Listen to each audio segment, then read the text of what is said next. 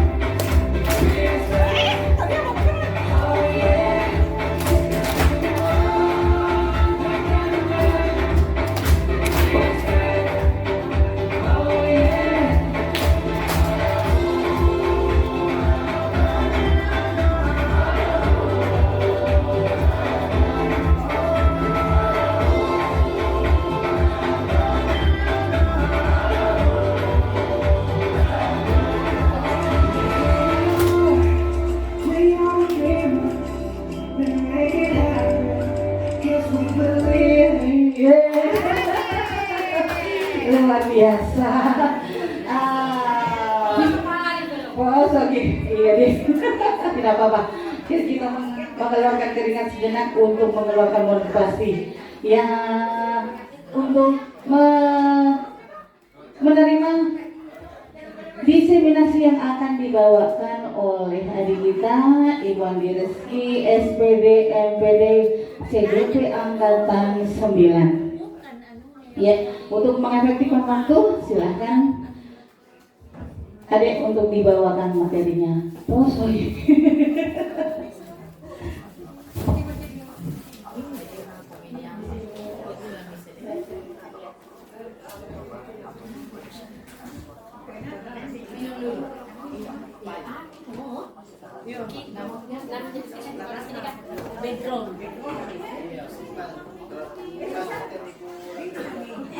Oke, assalamualaikum warahmatullahi wabarakatuh. Sebelumnya saya ingin mengucapkan puji syukur kehadirat Allah Subhanahu wa Ta'ala karena pada siang hari ini kita masih diberikan kesehatan, kesempatan untuk hadir di tempat ini berbagi praktik baik.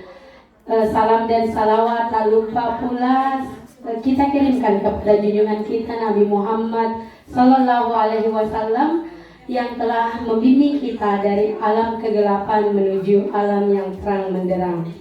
Ucapan terima kasih tak lupa saya sampaikan, saya haturkan kepada Bapak Kepala UPT SPF SMP Negeri 1 Bulukumba yang telah memberikan ruang kepada saya untuk mendiseminasikan aksi nyata saya di modul 1.4. Ucapan terima kasih yang sebesar-besarnya saya haturkan kepada Bapak Ibu Guru hebat karena hari ini menyempatkan waktunya untuk hadir membersamai saya untuk berbagi praktik baik yang telah saya dapatkan pada program Guru Penggerak. Baik Bapak Ibu Guru hebat, sebelum saya melakukan diseminasi, sebelumnya mungkin saya ingin menyampaikan bahwa berdirinya saya di sini bukan berarti saya ingin menggurui atau lebih pintar dari Bapak Ibu guru.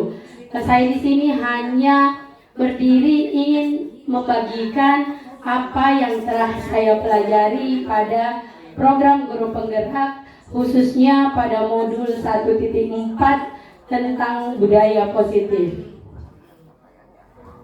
Baik Bapak Ibu guru, budaya positif adalah perwujudan dari nilai-nilai atau keyakinan universal yang diterapkan di sekolah sesuai dengan tujuan pendidikan nasional yang dijabarkan dalam profil pelajar Pancasila. Nah, budaya positif ini sebenarnya kita sudah lakukan di lingkungan SMP Negeri 1 Bulukumba.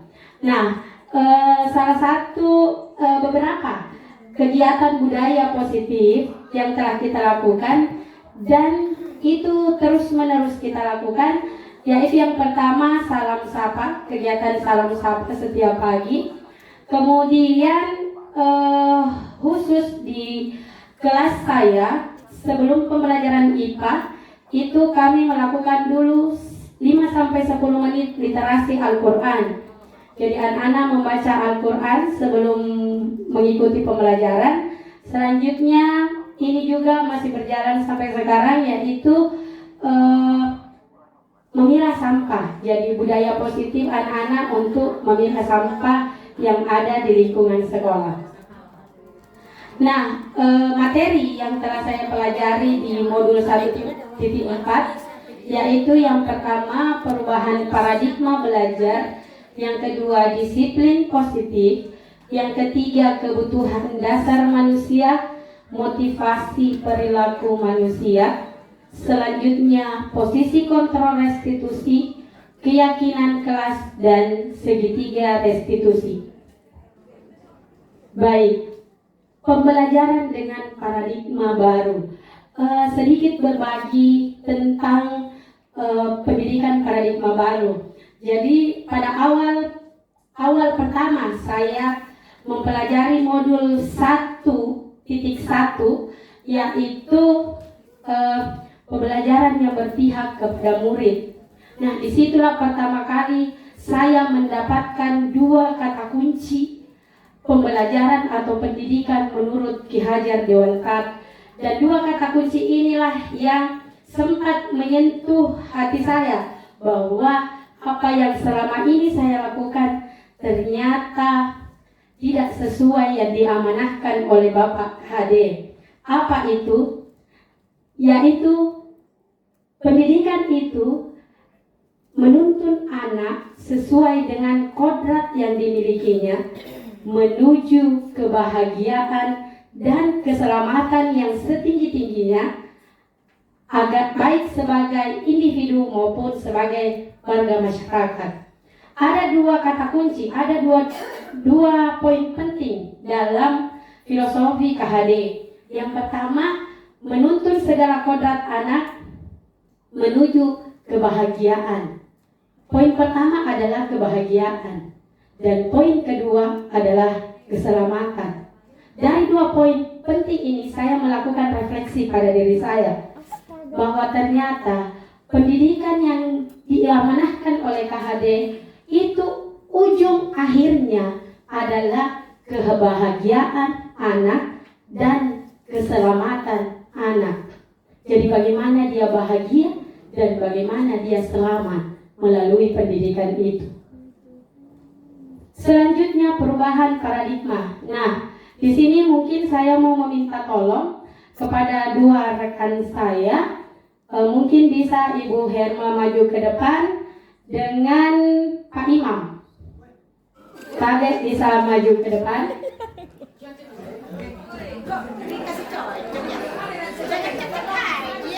Oh, ini cocokologi memang. Iya, tapi bisa dipercepat, Bapak Ibu guru. Bu Herma punya pulpen. Ya, sini Ki, supaya kelihatan oleh teman-teman.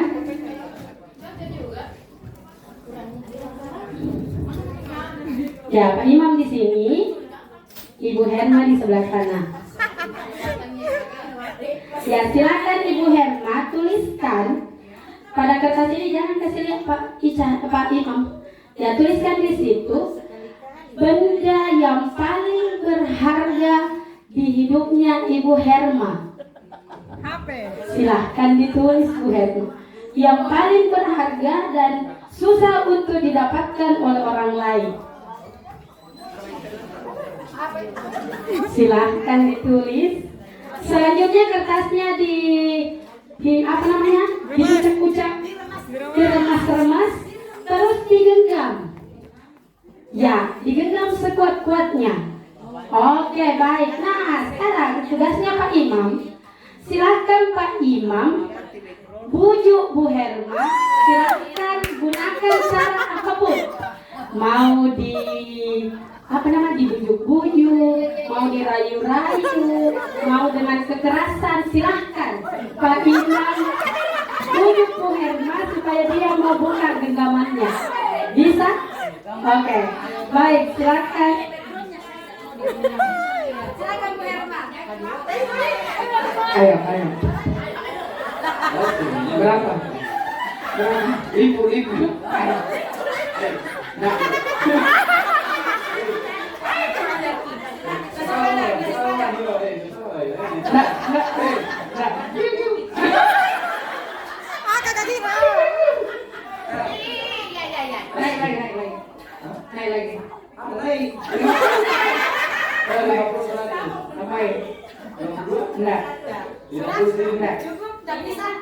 Itu sangat berharga ya Bu. Ya.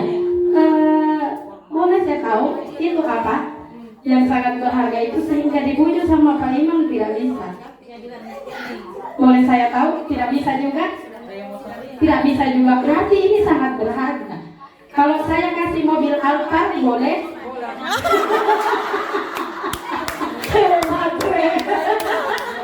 Ternyata, oke, silakan duduk Bapak Ibu Guru, terima kasih. Boleh saya tahu? Uang. Oh ya, terima kasih Bapak Ibu Guru. Silakan duduk. Baik, tabel Ibu Dewi. Nah, ini yang kita lakukan tadi itu adalah menyangkut tentang teori kontrol manusia. Jadi, seberapa kuat pun Pak Imam menggoda Ibu Herma untuk membuka kepalan tangannya, Bu Herma tidak akan membuka kepalan tangannya ketika itu bukan dari dalam dirinya. Jadi Ibu Herma akan membuka kepalan tangannya ketika ada dorongan dari dalam dirinya untuk dia membuka kepalan tangannya. Padahal tadi sudah tawar-menawar 50.000, 100.000 tetap tidak dibuka. Nah, apa itu? Ini berhubungan dengan perubahan paradigma teori kontrol dan teori pilihan, di mana kita seringkali berilusi. Jadi khususnya saya selama ini, saya sering berilusi bahwa saya sebagai guru itu bisa mengontrol murid. Padahal kita tidak bisa, kita tidak punya kontrol terhadap siapapun kecuali orang tersebut mau berubah. Yang kedua adalah ilusi bahwa kritik dan membuat orang merasa bersalah dapat menguatkan karakter. Nah, ini juga biasa kita lakukan selama ini dengan membuat anak-anak bersalah. Kita memang itu selalu memang kita lambat datang sekolah. Itu memang kunci pekerjaan tak. Kita berharap dengan kata-kata itu kita bisa merubah karakter peserta didik sehingga dia bisa karakternya menjadi rajin ke sekolah. Padahal itu tidak bisa merubah seseorang. Selanjutnya, ilusi bahwa semua penguatan positif efektif dan bermanfaat. Yang mana ini Bapak Ibu? Memberikan hadiah. Saya pernah mencoba melakukan ini. Jadi saya memberikan penguatan dengan memberikan hadiah kepada anak-anak. Ternyata itu tidak berlangsung lama. Terjadi perubahan, tetapi tidak berlangsung lama. Dia akan kembali ke posisi semula. Selanjutnya, ilusi bahwa bahwa orang dewasa memiliki hak untuk memaksa. Nah, ini tadi yang dirasakan oleh Ibu Herma, bahwa dia sebagai orang dewasa, manusia dewasa, itu punya hak untuk mengatur anak muridnya sesuai dengan apa yang dia yakini. Apa yang saya yakini itu saya ingin paksakan kepada anak-anak, padahal kita tidak mempunyai fungsi kontrol untuk hal tersebut. Nah, inilah perubahan paradigma stimulus respon menjadi teori kontrol atau pilihan.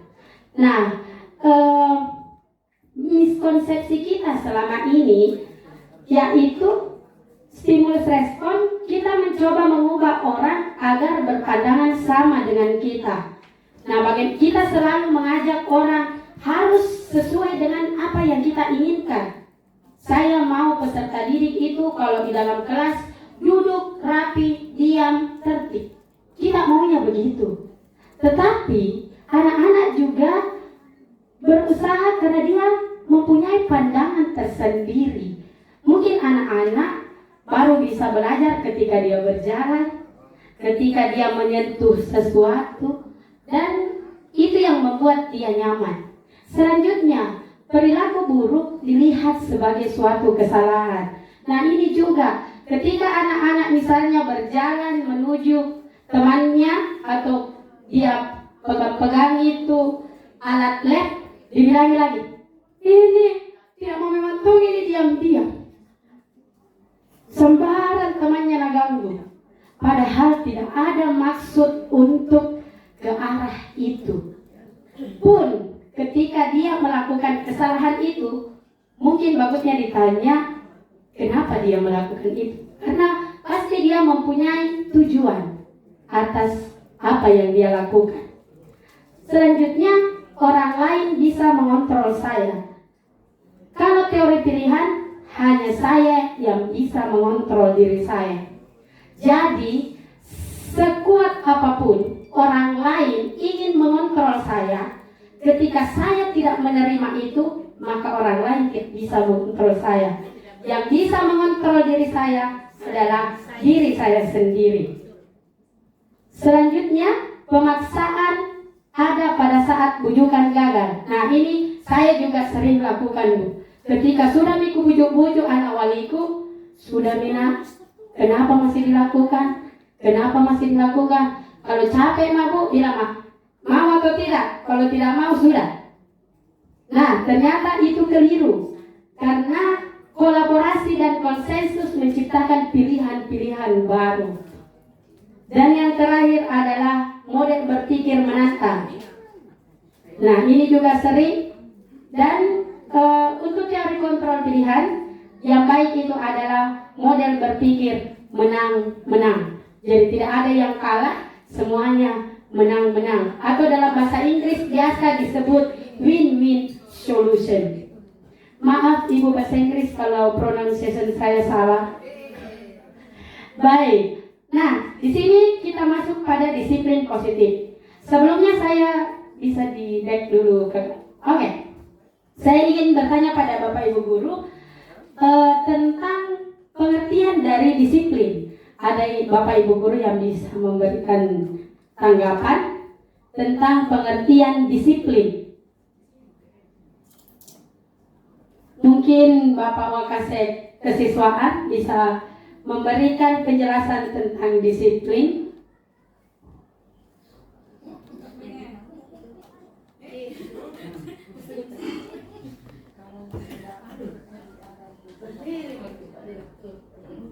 Terima kasih saya diberikan kesempatan untuk mengeluarkan pendapat saya tentang disiplin. Jadi menurut saya disiplin itu adalah melaksanakan suatu tindakan sesuai dengan aturan yang telah ditetapkan. Thank you. Ya, you are welcome Pak Wakasek. Ya, jadi menurut Pak Wakasek, disiplin itu adalah melakukan tindakan atau perbuatan sesuai dengan aturan yang berlaku. Nah, sekarang kita lihat pengertian disiplin yang sebenarnya. Nah, sebenarnya kata disiplin itu sering dimaknai sebagai sesuatu yang dilakukan seseorang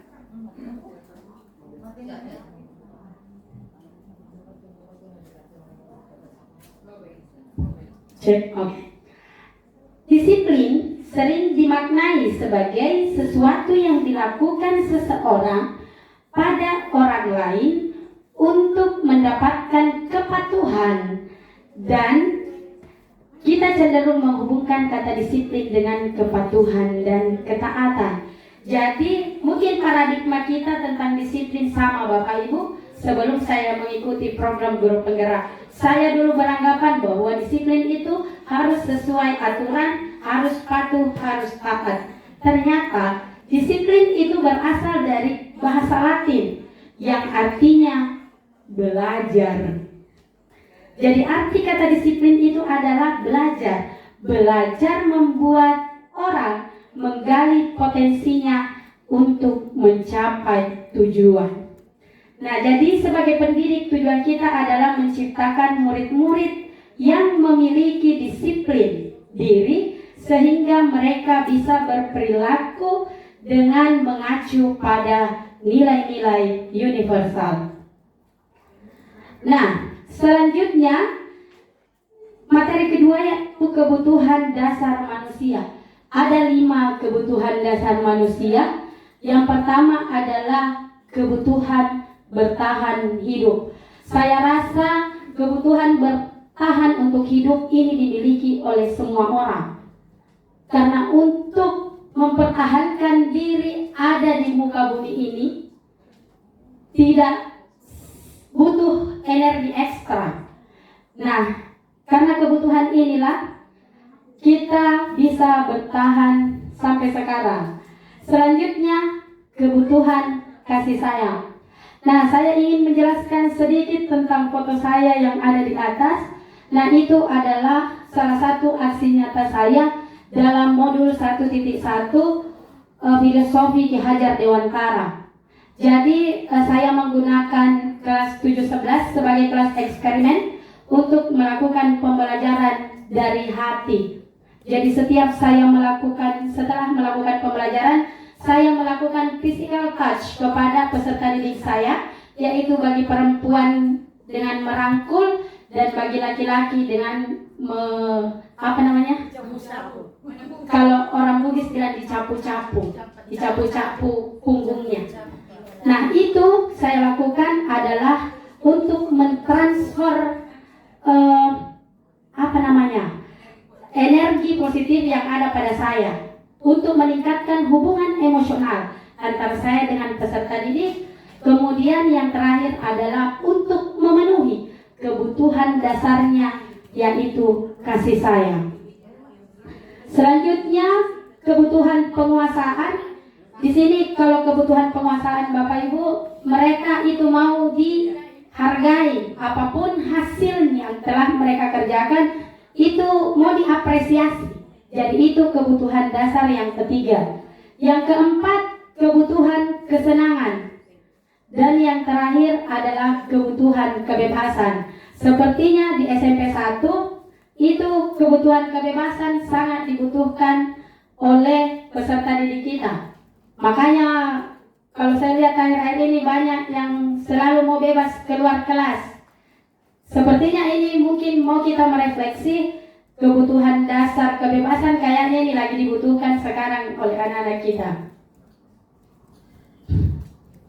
Nah, selanjutnya adalah motivasi perilaku manusia. Nah, motivasi adalah dorongan yang timbul pada diri seseorang secara sadar atau tidak sadar untuk melakukan suatu tindakan dengan tujuan tertentu. Jadi ada 2 jenis motivasi. Yang pertama adalah motivasi ekstrinsik dan yang kedua adalah motivasi intrinsik. Nah, pemberian hukuman dan pemberian penghargaan itu masuk pada motivasi ekstrinsik, dan menghargai nilai-nilai kebajikan diri sendiri merupakan motivasi intrinsik. Jadi sebaik-baiknya motivasi adalah motivasi intrinsik. Selanjutnya, konsep disiplin dengan identitas gagal. Ada dua konsep disiplin dengan identitas gagal. Yang pertama adalah hukuman, yang kedua adalah penghargaan. Nah, hukuman ini sifatnya menyakitkan, tidak nyaman, murid takut, memaksa murid menyembunyikan kesalahan, kemudian murid menjadi rendah diri. Lalu penghargaan itu pertama tidak efektif, yang kedua merusak hubungan, ketiga mematikan kreativitas, keempat menghukum dengan sistem ranking, yang kelima merampas hak menghargai dirinya. Selanjutnya, konsep disiplin dengan identitas berhasil. Nah, yang pertama adalah konsekuensi, yang kedua adalah restitusi. Konsekuensi yaitu penguatan jangka pendek, perlu memonitoring berkelanjutan, kemudian stimulus respon, murid menghargai peraturan, dan kehilangan waktu untuk merenungi kesalahan. Dan restitusi itu tujuannya murid bertanggung jawab atas perilakunya, fokus pada pemecahan masalah jangka panjang, murid menghormati dirinya sendiri dan orang lain, kemudian murid bersemangat. Nah, perbedaan hukuman dan konsekuensi. Bisa di back dulu. Ada yang bisa memberikan penjelasan mengenai perbedaan hukuman dan konsekuensi, Bapak Ibu? Mungkin Ibu Bau Tajam bisa memberikan pendapat perbedaan hukuman dan konsekuensi, Bu.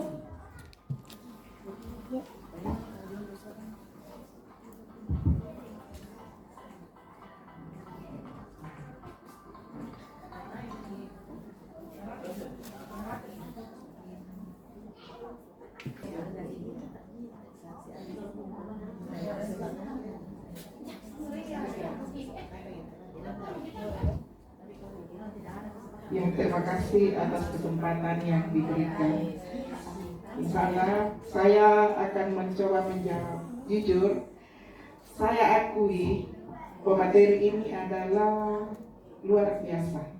Karena dia lihat saya dari sudut ke sana, saya betul-betul tidak memperhatikan tadi. Dan saya bingung, saya mau ngomong apa. Saya sibuk mengerjakan apa itu aksinya.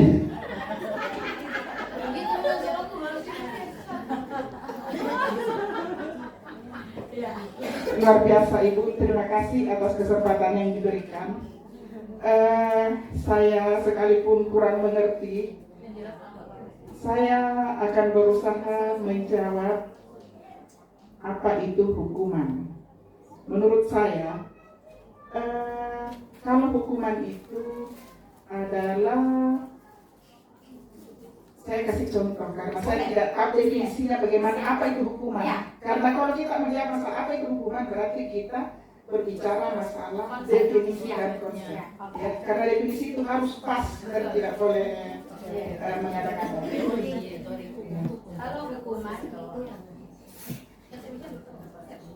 Ya, saya sebagai guru BK, setiap hari pengalaman saya selalu berhadapan dengan murid yang bermasalah.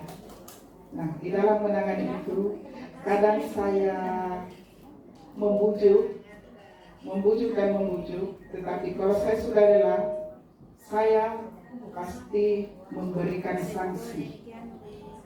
Dan saya tidak pernah merasa menghukum, karena saya selalu berusaha memberikan pengertian kepada murid yang melakukan pelanggaran atau kesalahan menurut aturan yang berlaku. Terima kasih. Terima kasih Ibu Bau Tajam atas tanggapannya. Selanjutnya masih ada Bapak Ibu. Ya, Ibu Hermawati. Terima kasih. Menurut saya konsekuensi adalah sebuah dampak atau hasil dari sebuah perbuatan. Sementara kalau hukuman itu kepada tindakan yang dibebankan atau yang diberikan kepada seseorang ketika melakukan sesuatu yang melanggar dari aturan atau sebuah kesalahan. Oke, baik. Terima kasih Bu Hermawati atas tanggapannya. Ya, baik. Ya, jadi kita lihat perbedaan hukuman dan konsekuensi. Konsekuensi adalah akibat dari tindakan atau perbuatan yang pernah terjadi sebelumnya. Selanjutnya, hukuman adalah suatu tindakan untuk membalas perbuatan. Ya, jadi kalau konsekuensi ini adalah Jadi kata kuncinya perbedaannya antara hukuman dan konsekuensi. Contohnya begini. Ketika saya pergi ke sekolah, saya terlambat. Masuk sekolah pukul 7.00 saya sampai di sekolah pukul 7.20. Saya melanggar atau tidak Bapak Ibu? Langgar. Nah, kalau saya dihukum begini. Kenapa kamu terlambat? Sekarang ke lapangan lari 20 kali. Itu hukuman. Kalau konsekuensi, kenapa terlambat? Silakan masuk kelas di jam keluar main. Jangan 20 menit tadi terlambat, betul? Selama 20 menit silahkan kerjakan tugas yang tertinggal. Itu konsekuensi. Apa poin pentingnya Bapak Ibu? Kalau hukuman itu kuncinya tidak ada hubungannya dengan aturan yang dilanggar. Orang terlambat tidak ada hubungannya dengan lari mengelilingi lapangan. Kalau konsekuensi itu berhubungan dengan aturan yang kita langgar. Tadi saya melanggar 20 menit waktu masuk ke kelas. Konsekuensinya adalah saya harus tinggal di kelas selama 20 menit mengerjakan apa yang tertinggal yang telah saya lakukan. Restitusi. Nah, ini kata-kata baru bagi saya yang awalnya bikin pusing-pusing juga kepalaku Bapak Ibu Guru. Nah, restitusi. Restitusi adalah proses menciptakan kondisi bagi murid untuk memperbaiki kesalahan mereka sehingga mereka bisa kembali pada kelompok mereka dengan karakter yang lebih kuat. Nah, saya pernah mencoba-coba melakukan proses restitusi ini. Awalnya saya pusing, apa maksud dari sehingga mereka bisa kembali kepada kelompok mereka. Nah, setelah saya lakukan ini, melakukan proses restitusi, ternyata maksud dari mengembalikan ke kelompok mereka itu adalah anak-anak yang bermasalah biasanya kita pisahkan, kita ambil. Nah, pada proses restitusi kita menggali kenapa anak itu melakukan itu, apa alasannya, kemudian apa solusi yang bisa dia berikan untuk penyelesaian masalahnya, kemudian tindakan penguatan apa yang akan dia lakukan agar perbuatan tersebut tidak berulang. Nah, setelah itu kita kembalikan ke komunitasnya, kita kembalikan ke kelasnya, kita kembalikan ke teman-temannya dengan karakter yang lebih kuat, yang hadir dari dirinya sendiri. Nah, baik, sekarang kita uji coba perbedaan antara hukuman dan konsekuensi. Jangan duduk. Ya.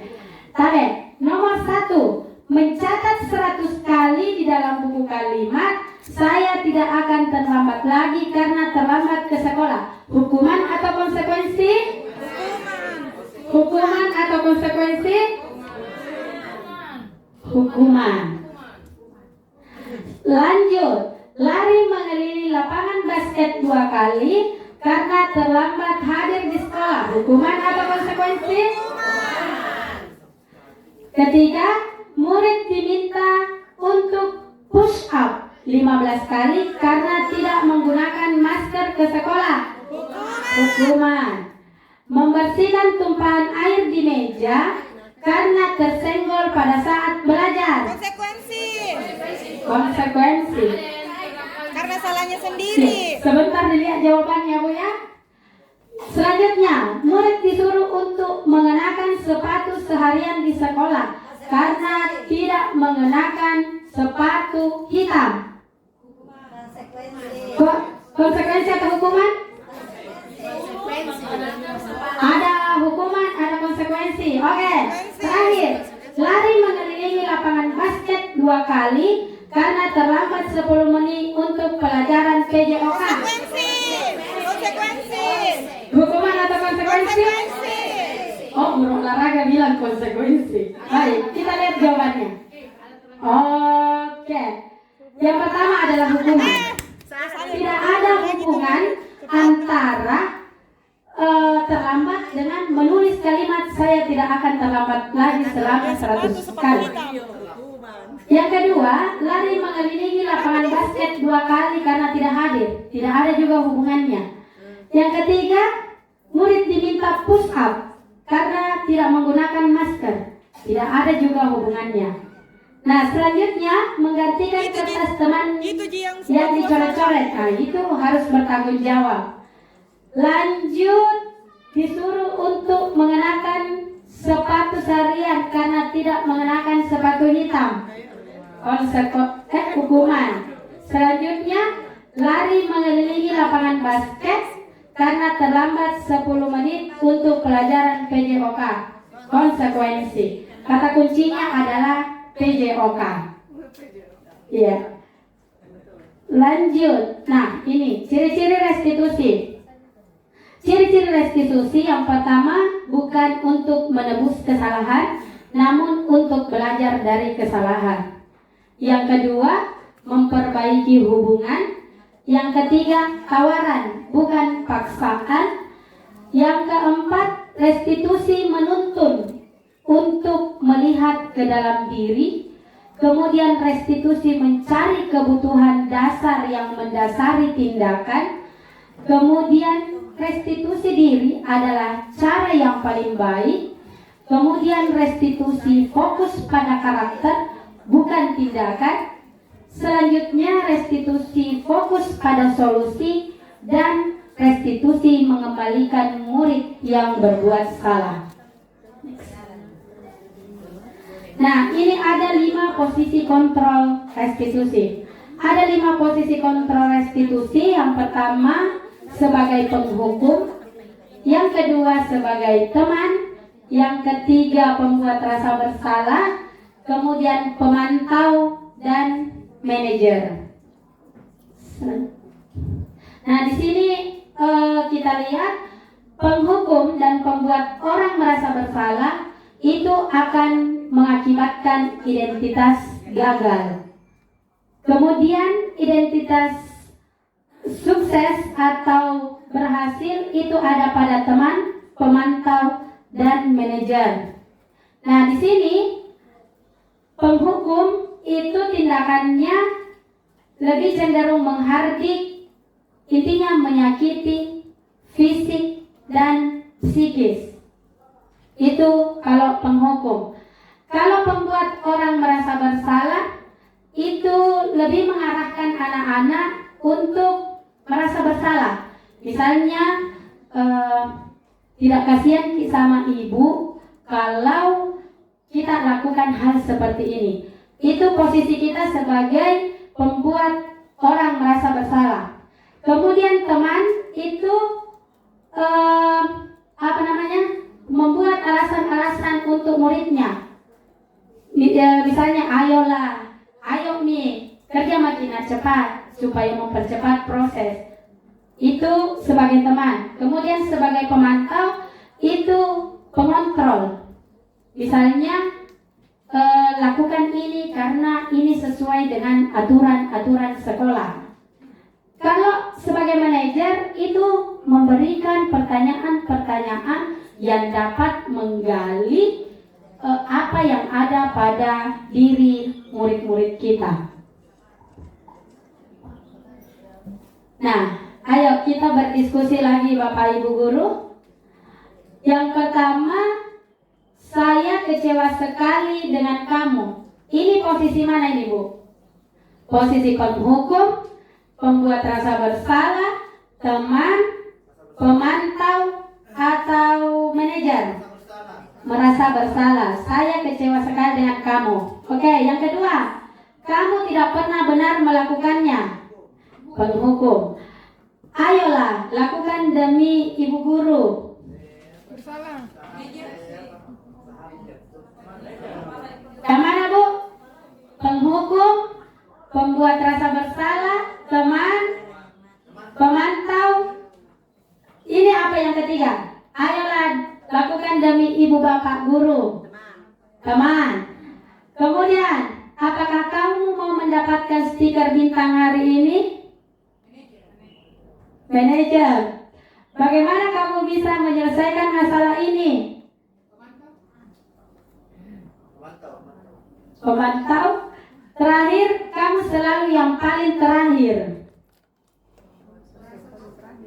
Penghukum. Baik, kita lihat jawabannya. Oke.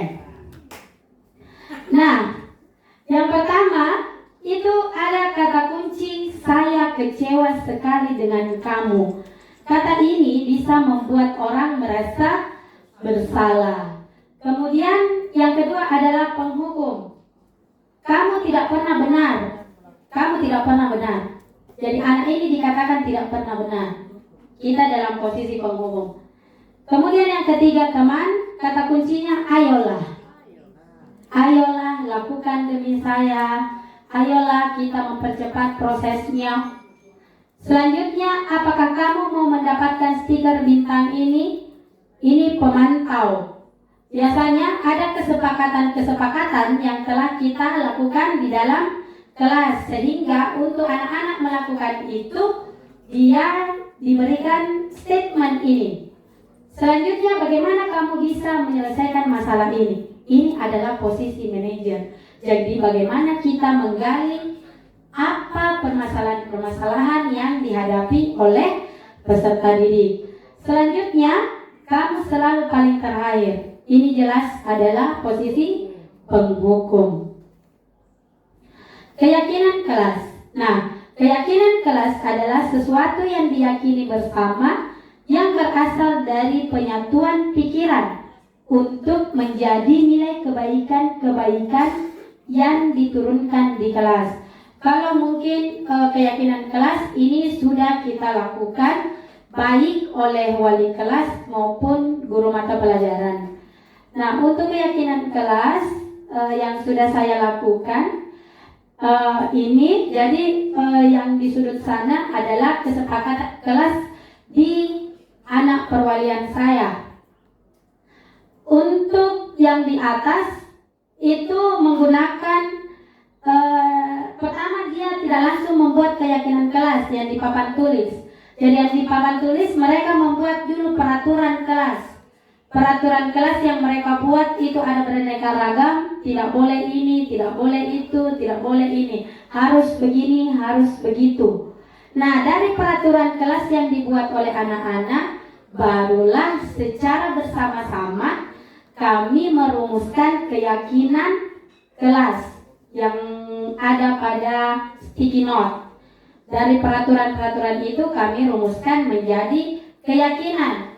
Kemudian apa landasan untuk merumuskan keyakinan? Saya biasanya menggunakan kata-kata ini pada anak-anak. Silakan anak-anakku membuat keyakinan kelas sesuai dengan kelas impian anak-anak. Jadi mereka menyusun keyakinan kelasnya berdasarkan kelas impiannya. Jadi mereka memimpikan kelas seperti apa, itulah yang mereka tuangkan dalam keyakinan kelas. Nah, materi terakhir adalah segitiga restitusi. Segitiga restitusi merupakan proses untuk menciptakan kondisi bagi murid untuk memperbaiki kesalahan mereka, sehingga mereka bisa kembali pada kelompok mereka dengan karakter yang kuat. Nah, ada 3 tahapan pada segitiga restitusi. Yang pertama menstabilkan identitas, yang kedua validasi tindakan, yang ketiga menanyakan keyakinan. Jadi dalam melakukan tahapan segitiga restitusi hendaknya melakukan 3 tahapan ini. Kemudian pertanyaannya, apakah dalam melakukan segitiga restitusi tahapannya harus sesuai? Kalau menurut saya tahapannya harus sesuai. Pertama, harus menstabilkan dulu identitas.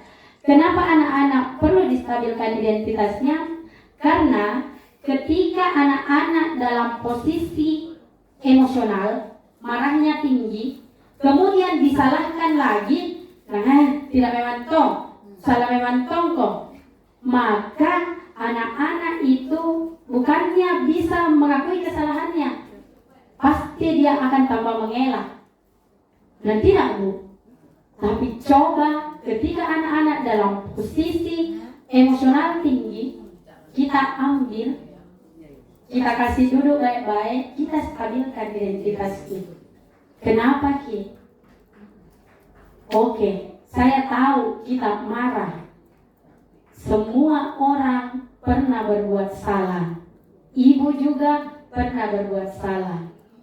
Tapi yang kita lakukan benar atau salah? Begitu emosionalnya down, silahkan Bapak Ibu korek sedalam-dalamnya. Pasti mengaku, Bu. Pasti mengakui. Tapi coba kalau sementara mengamuk, marah-marah, misalnya Kiran, barusan lari dari ujung sana ke sana, masih ini meluap-luap ini Kiran, langsung naik, ini mantongnya, lari jadi dia kerja, tidak mau masuk kelas. Pasti bilang, tidak, Bu. Pasti begitu. Tapi coba kita stabilkan, kita setelah stabil identitasnya, silahkan digali apa yang ada pada anak ini. Nah, itu tadi materi, beberapa materi yang ada pada materi modul 1.4 disiplin positif. Nah, baik. Untuk lebih mendalami materi ini, saya ada satu kasus yang mau kita analisis bersama tentang kasus yang biasa dihadapi oleh anak-anak. Tapi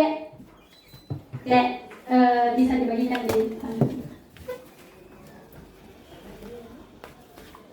jadi kasusnya adalah Ibu Kiki, seorang guru IPA di SMP Negeri 1 Bulukumba. Suatu hari, Fadlan, Fatan, dan Fajar terlambat masuk ke kelas karena pembelajaran sebelumnya belajar olahraga. Dengan tergesa-gesa, ketiganya masuk ke kelas dengan masih menggunakan pakaian olahraga.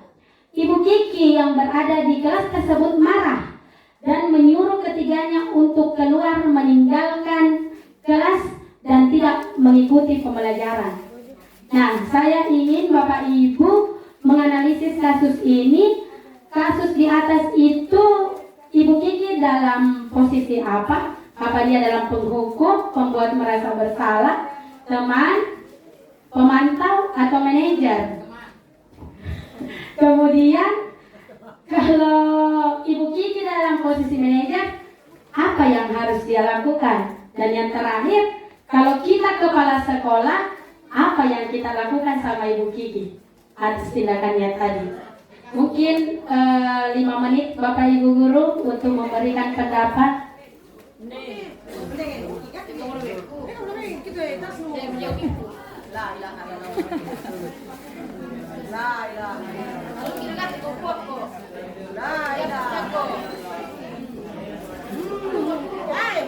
Kasusnya, Kak.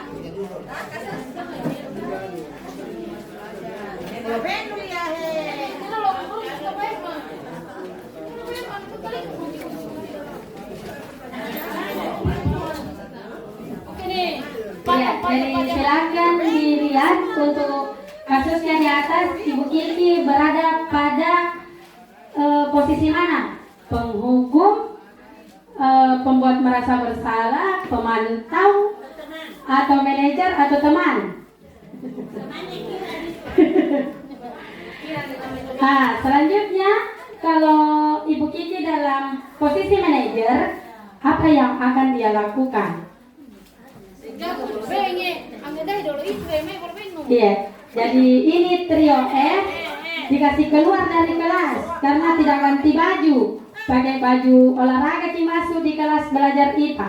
Ini kayaknya gara-gara guru olahraganya terlambat ya kasih selesai.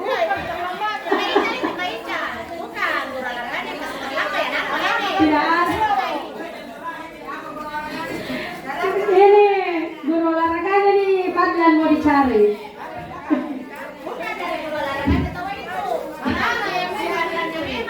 Iya.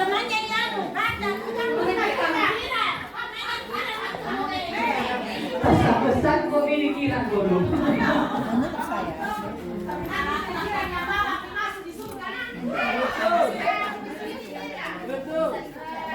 Hukum.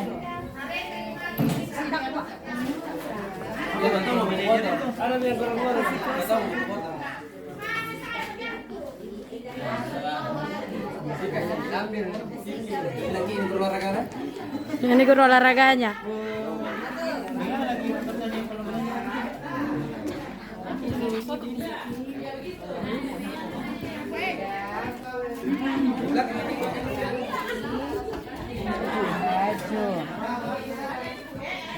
Dua. Kenapa? Kenapa tidak ganti baju?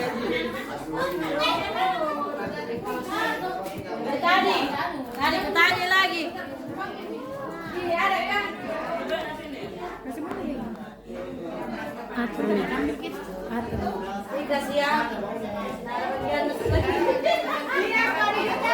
Sudah Bapak Ibu guru? Sudah?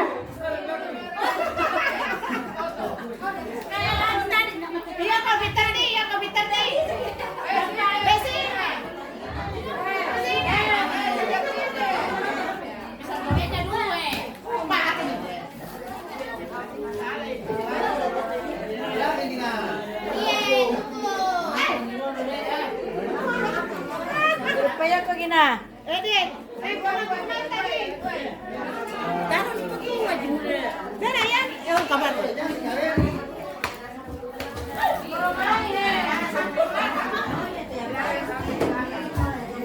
Ya, silakan dikerja analisis kasusnya sambil mencicipi kondisi yang disajikan oleh panitia. Sanggara. Sanggaranya ya.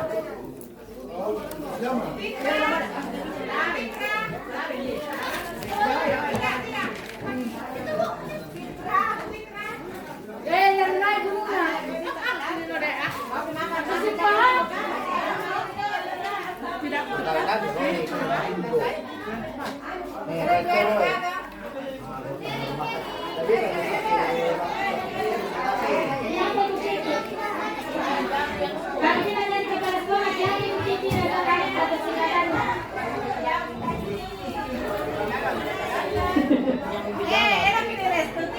Oke, sudah selesai Bapak Ibu guru? Sudah? Oke. Ada yang sudah siap naik? Mempresentasikan? Ibu Nurlia sama Ibu Haji Muli. Ya, silakan maju. Dikasih aplaus dulu dong untuk kelompok pertama. Silakan kelompok 1. Dikasih aplaus dulu yang mana? Iya, silakan.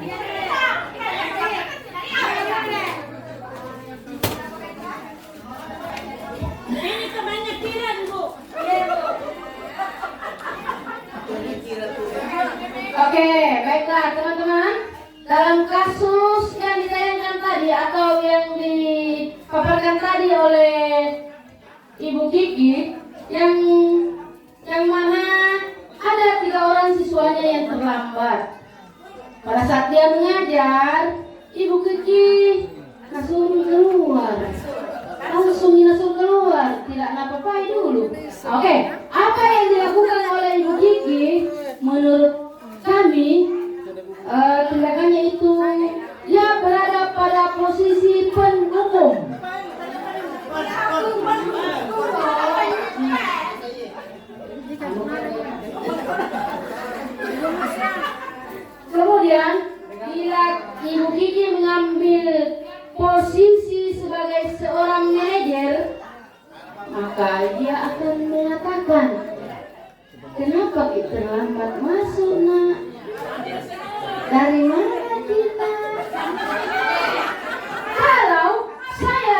sebagai seorang kepala sekolah, apa yang dilakukan oleh Bu Kiki tersebut menurut saya kurang tepat.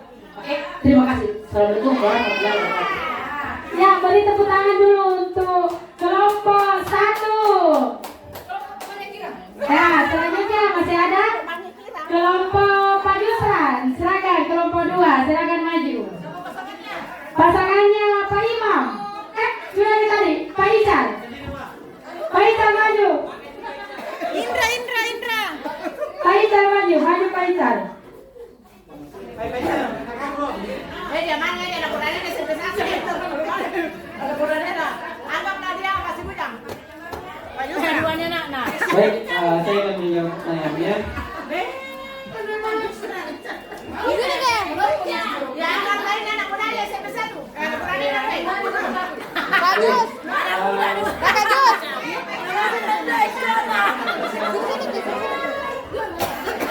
Mana budak kecona. Jadi dari pertanyaan atas saya akan memberikan jawaban yang pertama. Dalam kasus di atas, sikap posisi apakah yang diambil oleh Bu Kiki? Jelaskan apa indikatornya. Jadi begini, tadi kan ada kasus yang diberikan dan terus ini ada pertanyaannya. Jadi jawabannya yang saya berikan itu posisi Bu Kiki menghukum. Posisi Bu Kiki adalah menghukum. Jadi indikatornya menghukum atau yaitu menyuruh keluar. Ya. Terus yang kedua, jika mengambil posisi sebagai manajer, apa yang harus dilakukan? Sebaiknya Bu Kiki menanyakan apa alasannya kenapa siswa itu terlambat atau kenapa belum ganti baju. Terus yang ketiga, kalau saya sebagai kepala sekolah, amin. Jadi kalau saya sebagai kepala sekolah, jadi mungkin memberikan teguran atau arahan kepada Bu Kiki memberikan hukuman yang tidak merugikan siswa. Ya, karena kalau disuruh pulang itu tanpa merugikan siswa. Sekian, assalamualaikum warahmatullahi wabarakatuh. Oke, tepuk tangan dulu untuk kelompok 2. Oke, baik Bapak Ibu, terima kasih atas tanggapan dari kasus yang diberikan. Baik, kita bahas bersama. Jadi dalam kasus tersebut, posisi yang diambil oleh Ibu Kiki jelas adalah sebagai penghukum. Karena Ibu Kiki tidak menanyakan apa alasan anak itu, langsung disuruh keluar, tinggalkan kelas ini. Kemudian bila Ibu Kiki mengambil posisi sebagai manajer, apa yang harus dilakukan? Seharusnya ditanya dulu, kenapa terlambat masuk, kenapa tidak ganti baju, kemudian mencari solusi. Kan kalau disuruh keluar itu bukan solusi, itu tambah masalah. Iya, cari masalah tambah masalah. Nah, yang apa yang harus dilakukan? Dicarikan solusi. Nah, kalau kamu pakai baju olahraga, apa solusinya supaya bisa masuk kelas? Kemudian dikasih keyakinan kelas, diyakinkan kembali. Apa keyakinan kelas kita? Hadir tepat waktu, disiplin. Oke, bisa tidak melakukan itu. Minggu depan kita lihat, kalau masih kita restitusi kembali. Nah, ini juga yang harus kita tahu, bahwa ada pertanyaan, Bu, kalau sudah restitusi Bu, tidak berubah, direstitusi kembali. Karena restitusi itu adalah proses. Restitusi itu bukan satu kali Bapak Ibu, dia adalah proses sampai anak-anak kembali pada kodratnya. Baik, terima kasih Bapak Ibu Guru atas waktunya hari ini. Semoga apa yang saya paparkan hari ini bisa bermanfaat bagi kita semua. Sekian, Assalamualaikum warahmatullahi wabarakatuh.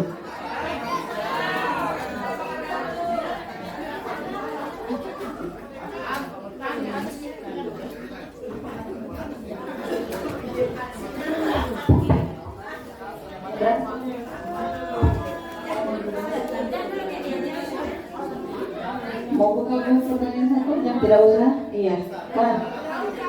Ada yang pertanyaan. Iya. Bapak Ibu, saya lempar. Kita buka sesi pertanyaan atau lanjut materi berikutnya? Tidak usah. Oke.